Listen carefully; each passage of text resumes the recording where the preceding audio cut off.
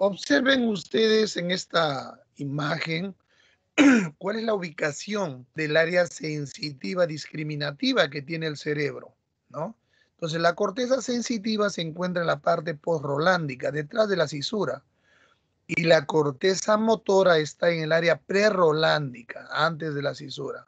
De tal forma que muchas veces cuando hay un compromiso motor, también se encuentra involucrado un compromiso sensitivo. La mayoría de las veces, entonces, los cuadros sensitivos van a acompañar a los trastornos motores que puede presentar un paciente que tiene problemas en el área motora.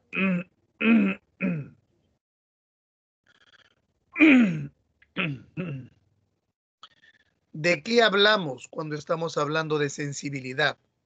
Todas las personas tenemos la facultad, la capacidad de poder reaccionar a los estímulos aferentes que se originan en la parte externa, y generalmente estos estímulos están acompañados también de un proceso psíquico, ¿no? Entonces, los nervios sensitivos van a llevar las estimulaciones aferentes hacia el cerebro para que éste pueda interpretarlo y poder desencadenar algún tipo de respuesta. Estos nervios sensitivos no son los mismos que llevan la sensibilidad o la sensorialidad especial de los órganos de los sentidos. Difieren.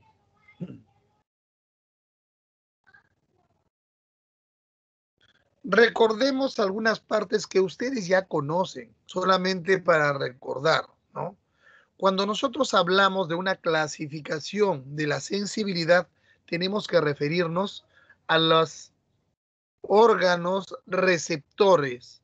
Y ahí lo dividimos en los mecanorreceptores, los termorreceptores y los receptores del dolor, ¿no?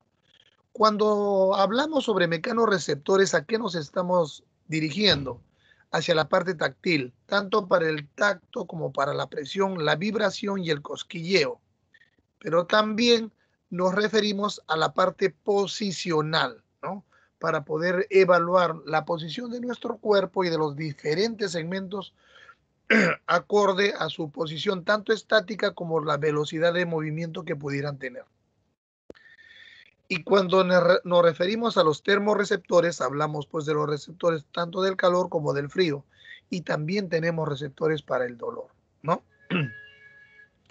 Entonces, recordar desde el punto de vista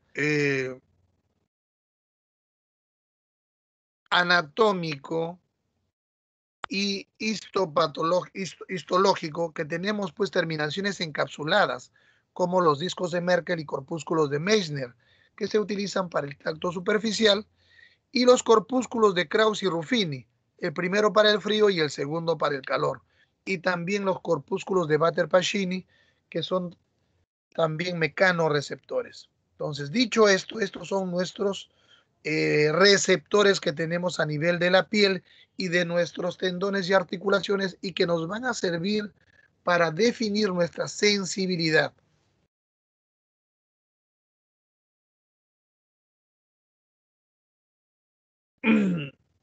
Desde el punto de vista académico, anatómico, debemos aprender a diferenciar en tres grandes grupos la sensibilidad.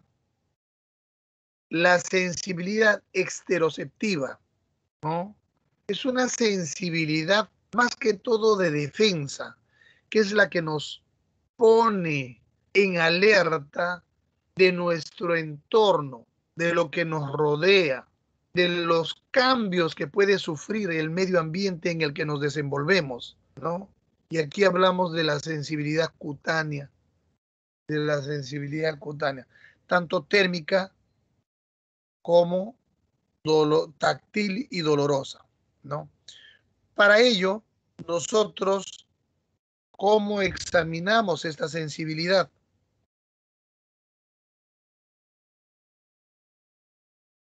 Para examinar esta sensibilidad, lo que hacemos es determinar diferentes estímulos.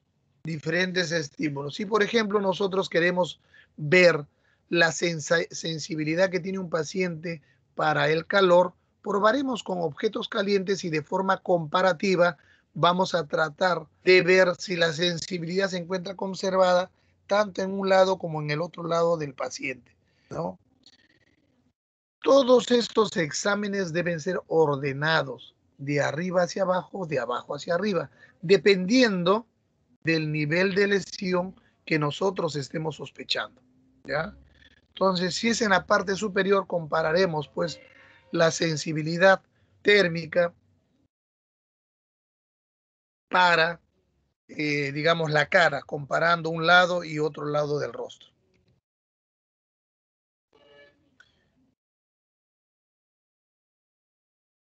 Habíamos determinado, conversado también que hay otro tipo de sensibilidad, ¿no? Que es la sensibilidad propioceptiva, ¿no? La sensibilidad que nos va a permitir conocer la posición y la ubicación de los diferentes segmentos de nuestro cuerpo, sin mirarlos, simplemente por sus movimientos, ¿no? Entonces todos nosotros podríamos cerrar los ojos y darnos cuenta de que estamos sentados o parados, o de repente colocarnos en posición de cabeza y sin observarnos ni mirarnos en un espejo con los ojos cerrados, nos damos cuenta de que estamos boca abajo, ¿no? O que nuestro cuerpo de repente está dirigido hacia un lado, ¿no? Esto es gracias a que existen estos receptores que están ubicados a nivel pues de nuestros huesos, de nuestros músculos y de nuestras articulaciones. Entonces, como verán, en estas figuras esta niña adopta diferentes posiciones y todas esas posiciones, si uno le pregunta, estando ella con los ojos cerrados, nos los va a describir en qué tipo de posición se encuentra.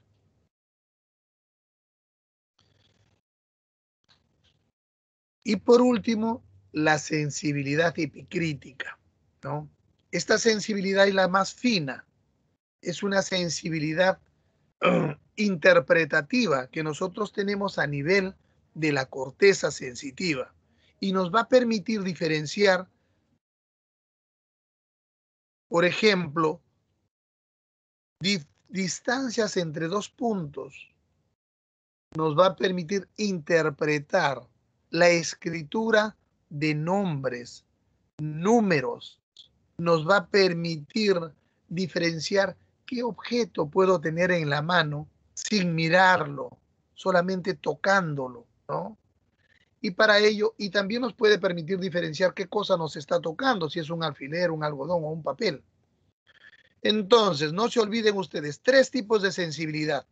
La esteroceptiva, que nos sirve para defendernos del medio externo, la propioceptiva, que nos da la ubicación y la orientación, tanto global como segmentaria de nuestro cuerpo, y la epicrítica, que nos permite interpretar, discriminar qué cosa es lo que nos toca o poder nosotros conocer qué cosa es lo que tenemos en las manos, ¿no? Esos tres tipos de sensibilidad son muy importantes para poder nosotros realizar nuestras actividades de defensa y de interpretación propia de nuestro cuerpo. Dicho esto, también debemos conocer que existen alteraciones de la sensibilidad. Una de ellas es la hipoestesia. ¿A qué nos referimos con hipo? Ustedes ya conocen que eso es disminución. El paciente tiene disminuida la sensibilidad y nosotros para obtener cierto tipo de respuesta esperada debemos incrementar el estímulo. Debemos incrementar el estímulo. ¿Ya? En la hiperestesia, por el contrario, el paciente tiene incrementada la sensación, por lo tanto, ante un estímulo muy leve, el paciente reacciona de forma más intensa de la esperada. Otra alteración que nosotros tenemos es la parestesia. ¿Quién no se ha sentado flexionando una pierna o estando mucho tiempo sentado y siente adormecimiento de una de las extremidades y una sensación de hormigueo? Entonces, cuando una parte de nuestro cuerpo no está siendo estimulada y sentimos esa sensación como hormigueo, a eso se le denomina parestesia. No hay estímulo, pero se siente como un hormigueo. También recuerden ustedes la sensación que nos produce cuando nosotros vamos al odontólogo y él nos anestesia para poder trabajar de forma más adecuada en nuestros dientes. Entonces, la pérdida de la sensibilidad se conoce como anestesia y esta puede ser generalizada o localizada. Generalizada cuando afecta a todo nuestro cuerpo y es lo que utilizan los anestesiólogos cuando van a operarnos de una parte abdominal o torácica o es una cirugía grande. Localizada cuando afecta una parte nada más de nuestro cuerpo, cuando realizamos, por ejemplo, una anestesia para suturar. Puede ser también total y es total cuando compromete todas las formas de la sensibilidad, absolutamente todas las formas de la sensibilidad. Térmica, dolorosa, analgésica, táctil. O puede estar disociada cuando solamente afecta alguna de las formas. Puede haber una disociación térmica dolorosa con la propioceptiva, por ejemplo, ¿no?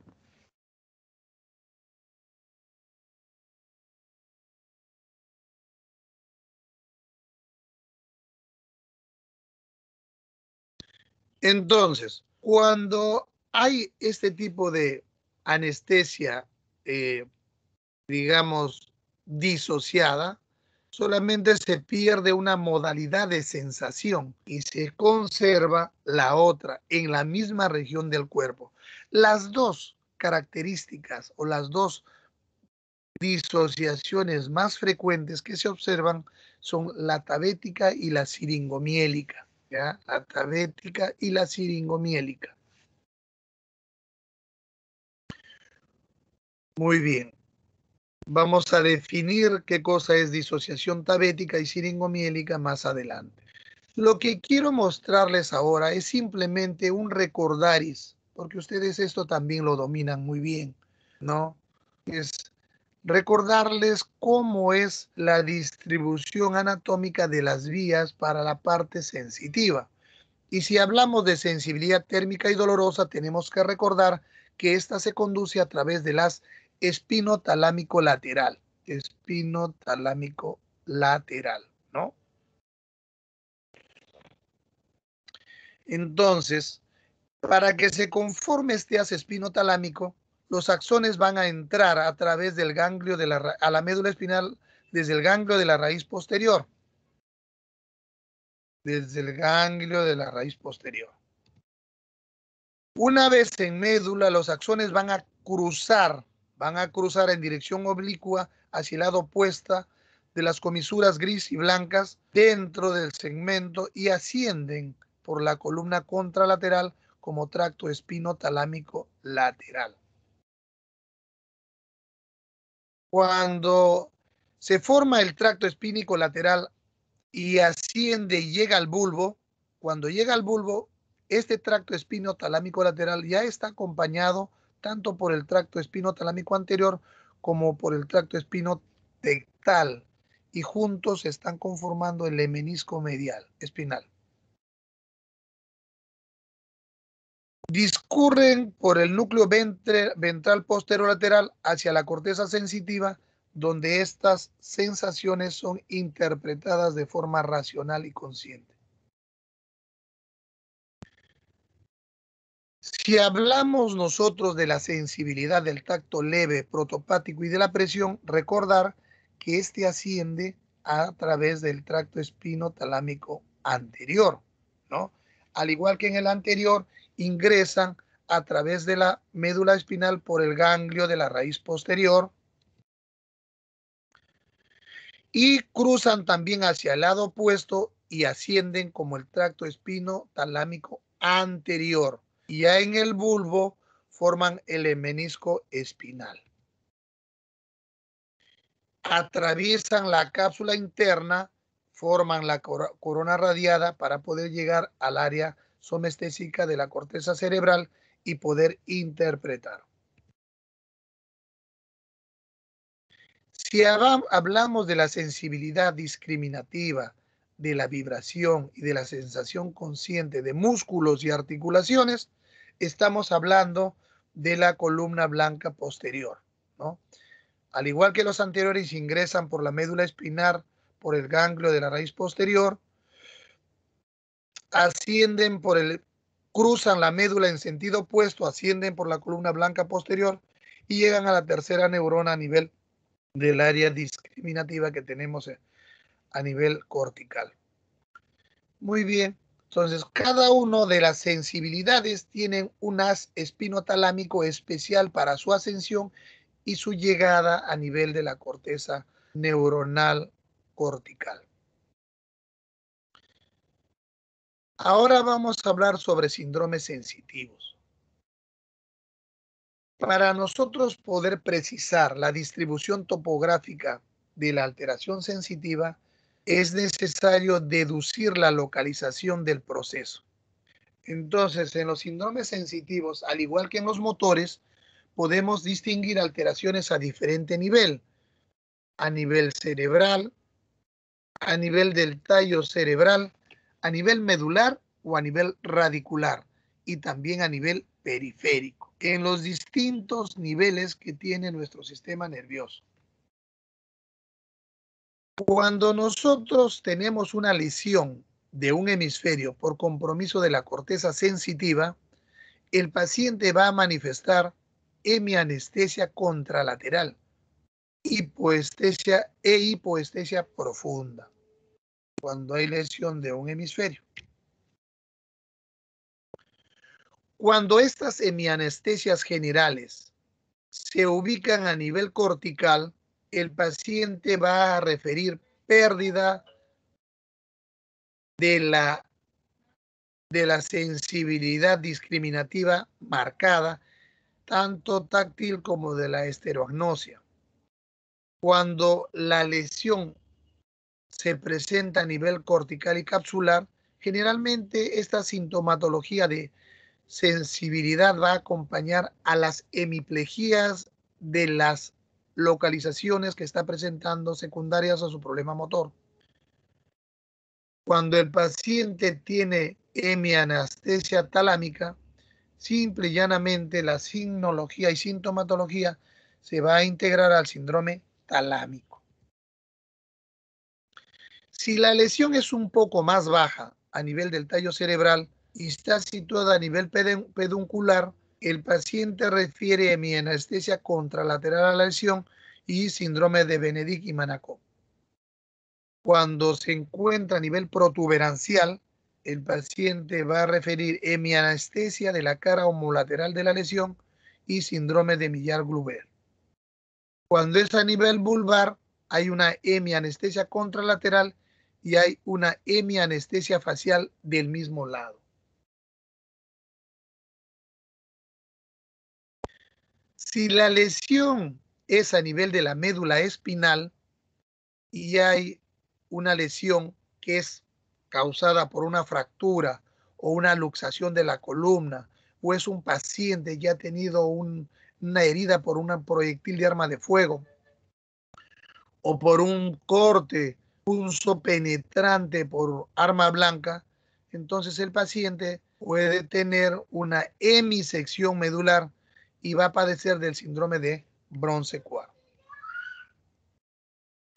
En este tipo de lesión, si el paciente lo tuviera, por ejemplo, a nivel del T10, lo que va a presentar a nivel del lado de la lesión es una pérdida total de todas las sensaciones, ¿ya? Y va a haber parálisis hipotónica, pérdida de la discriminación táctil, del sentido de la vibración y de la propiocepción, parálisis espástica. Y hay pérdida de la sensibilidad termoalgésica y deterioro de la sensibilidad táctil en el lado contralateral. Estamos hablando de un síndrome de Bronce-Quart que se da por hemisección de la médula espinal, ¿no? A un lado de la lesión donde fue lesionada la médula, va a haber pérdida total de todas las sensaciones y hay pérdida de la discriminación también. Por otro lado, tenemos también las secciones medulares completas, ¿no? Y en las cuales el paciente está pues totalmente parapléjico. Y además de eso se acompaña porque tiene anestesia total por debajo de la lesión.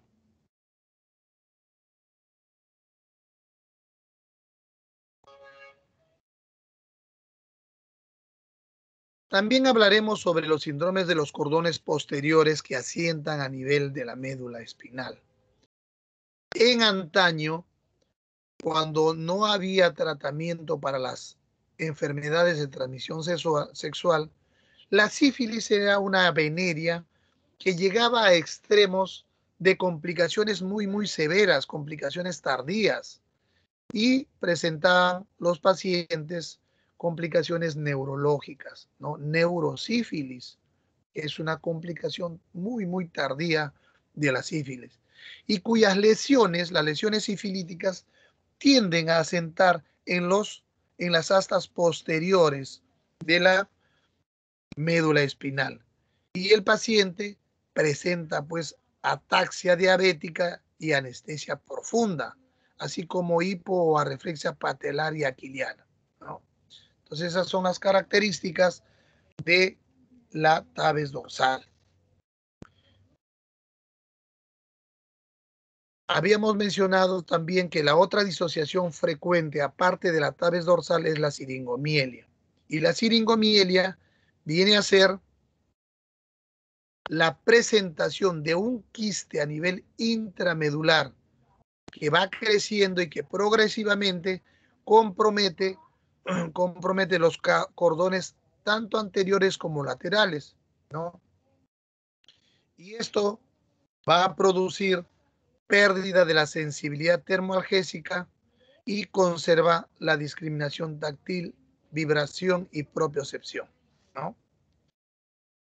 La disociación tiene una característica especial porque generalmente se presenta a nivel cervical y su distribución va a ser en chal, como esos mantitos que utilizan las damas cuando están, cuando llevan un chal para cubrir la espalda, ¿no?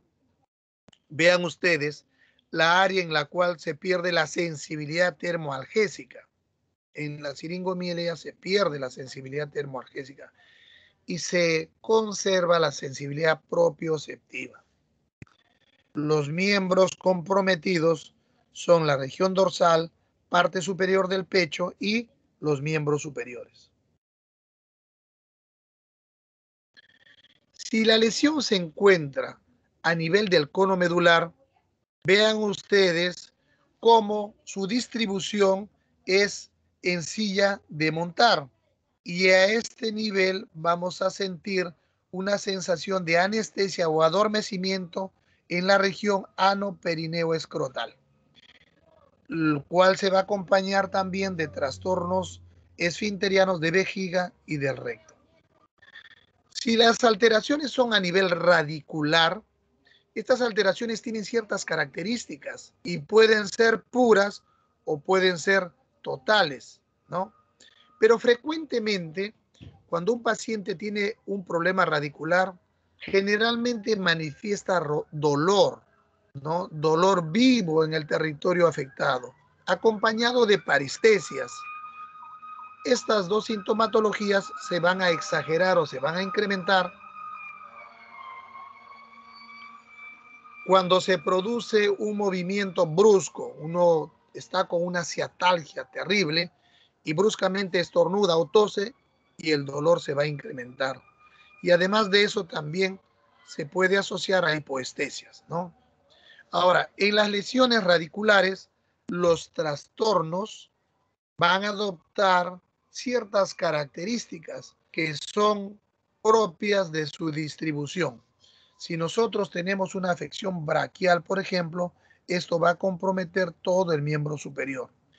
En el síndrome de Duchenne, lo que está comprometido es la parte externa o radial del hombro, brazo y antebrazo, con compromiso de C5 a C6. En el síndrome de Dejerine-Klumke, lo que está comprometido es el lado interno cubital del brazo, antebrazo y de la mano.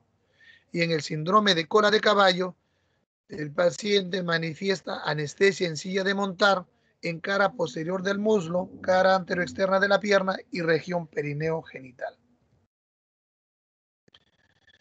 Observen ustedes a este paciente que ha sufrido una colisión vehicular estando de chofer posterior. Entonces alguien lo impactó violentamente por la parte posterior y este movió la cabeza de forma brusca, provocándose lo que se conoce como el síndrome de latigazo. Normalmente la columna cervical tiene una lordosis fisiológica, pero por este movimiento brusco se perdió la lordosis fisiológica y esta región cervical está completamente rectificada, lo cual hace que se compriman las salidas del plexo braquial y por lo tanto produce en los pacientes molestias motoras y sensoriales que indican que está comprimiéndose el plexo braquial, ¿no? Todo el miembro superior está comprometido. Y esto es para mostrarles un paciente adulto con el síndrome de Herb-Duchenne. Un niño con el mismo síndrome, en los cuales vemos que están comprometidos sus plexos braquiales. Lesión de cola de caballo, ya la habíamos mencionado, con anestesia en herradura, esa distribución característica. Cuando la alteración se encuentra a nivel del nervio periférico, el trastorno de sensibilidad solo se compromete al territorio que inerva el nervio, ¿no? Por ejemplo, se observa en las polineuropatías, en los síndromes sensitivo-motor, y la característica de esto es que se distribuyen en guantes o en calcetín, ¿no? Entonces, un nervio comprometido periférico nada más va a tener esta distribución, sobre todo en las regiones distales, en guantes o en calcetín. También se observa en la disociación siringomiélica. Habíamos estado mencionando de la compromiso que hay cuando hay una ciatalgia, ¿no? Cuando un paciente se queja de ciatalgia, hay compresión de las últimas raíces lumbares, desde la L4 hasta la S1. Y el paciente lo que refiere es dolor que inicia a nivel lumbar y que irradia por la parte posterior del muslo y que llega hasta el pie. Indudablemente que esto se va a exacerbar con los movimientos bruscos, ¿no? Para nosotros poder hacer el diagnóstico de este tipo de ciatalgia, lo que hacemos es elevar el miembro superior tomando por el talón del pie al paciente y lo ponemos por encima de 45 grados, siendo la CG positivo cuando está por encima de esta. Y si a pesar de ello no obtenemos respuesta, podemos sensibilizar al paciente haciéndole la maniobra de Bragar, que significa flexionar el pie en la punta del pie, flexionándolo para tratar de sensibilizar al paciente. Entonces la segue y lo sensibilizamos con Bragar.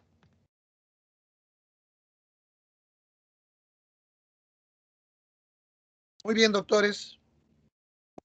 ¿Alguna pregunta en relación a sensibilidad?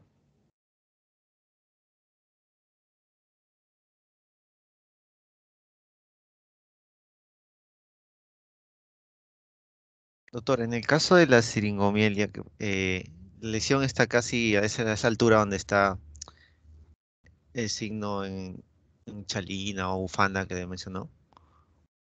No, signo de chal. Ajá. No es chalina ni es bufanda, es chal.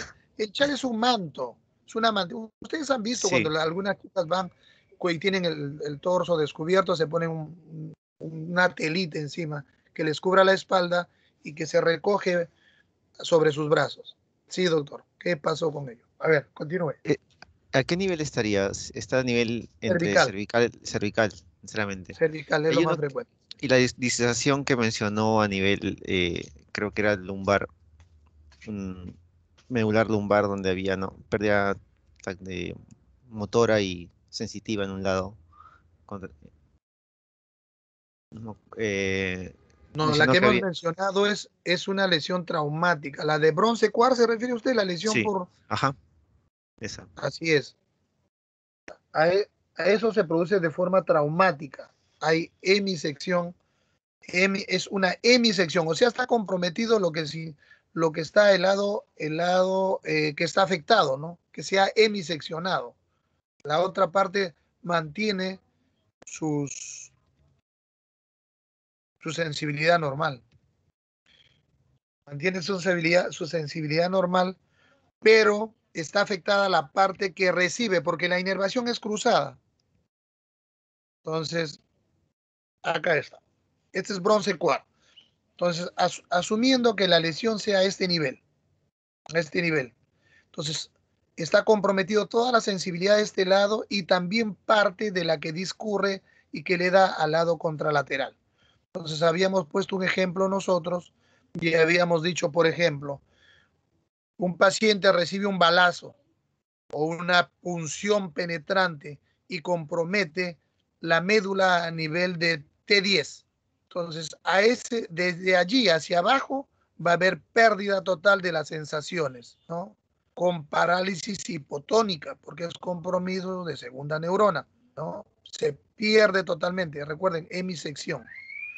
Hay pérdida motora y sensibilidad. Y hay también una pérdida de la discriminación táctil. O sea, a este lado hay pérdida, hay abolición total, tanto de sensibilidad como de actividad motora. Pero en el lado contralateral, la actividad motora se encuentra normal, pero hay pérdida de la sensibilidad termoalgésica, ¿ya? Por deterioro de la sensibilidad táctil. ¿Se entendió o no? Sí, sí, doctor. Doctor, una consulta. En el caso de las neuropatías postherpéticas, he visto que los pacientes presentan inclusive sensibilidad a la ropa, dolor constante. En ese caso, ¿cuál sería el tratamiento? ¿Cuál sería el tratamiento? Bueno, la ubicación es a nivel periférico, ¿no? Porque está comprometido justamente los axones de los dermatomas correspondientes a ese en el herpes. Ahora, para el tratamiento, para el tratamiento, ya que quiere avanzar usted un poco de clínica, lo que se refiere es dar primero en la etapa aguda analgésicos muy potentes, ¿no? También se le puede dar tratamiento antiviral y dependiendo de la ubicación y de la posición, este tratamiento antiviral puede ser vía oral o vía endovenosa. Cuando la localización es a nivel facial y hay la posibilidad de que pudiera haber un compromiso neurológico central, una encefalopatía herpética, entonces el tratamiento allí es endovenosa. ¿Qué utilizamos? Utilizamos el aciclovir. Si es por vía oral, cada 8 horas. Y si es por vía endovenosa, también cada 8 horas. ¿Ya? Entonces, analgésicos, antivirales, y de acuerdo a su evolución, incluso podríamos utilizar hasta corticoides, doctor. Una vez que pasa la parte aguda y vemos que el paciente se queda con dolor posherpético, porque a veces puede acompañar este dolor. Los nervios periféricos mantienen, digamos, su sensibilidad, su hiperestesia en esta parte y provoca mucho dolor y hasta el simple roce de la ropa produce mucho dolor. Ahí generalmente está recomendado la gabapentina, doctor. Gabapentina, 300 miligramos cada 8 horas. ¿Alguna otra pregunta, doctor? No, gracias, doctor, por la respuesta. ¿Alguna otra pregunta, doctores? Doctor, y en la sensación, falsa sensación del, por ejemplo, del miembro fantasma, en caso de amputaciones. esa sensación se va a mantener o llega a desaparecer. Con el transcurrir del tiempo puede desaparecer. Hay muchos pacientes a los cuales, por ejemplo, sobre todo en los pacientes diabéticos, ¿no? Los cuales están más predispuestos a ser amputados por una infección que pudieran tener y que no se puede controlar.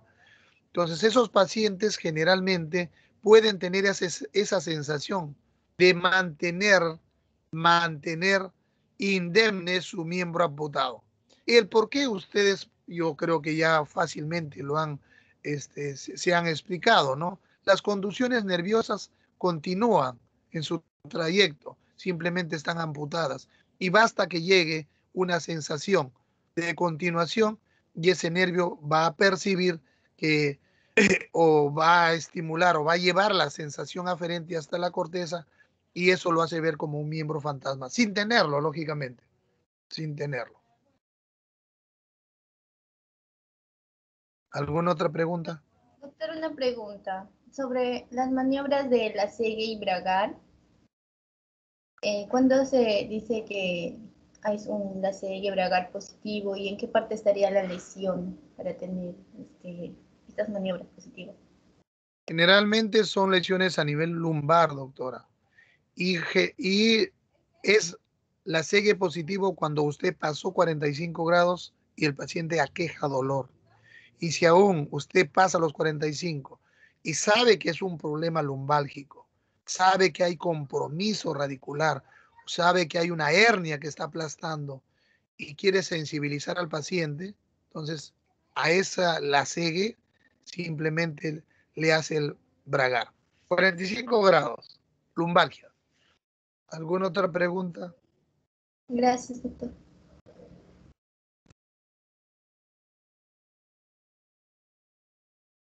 Muy bien, ahora vamos a hablar sobre reflejos, ¿ya?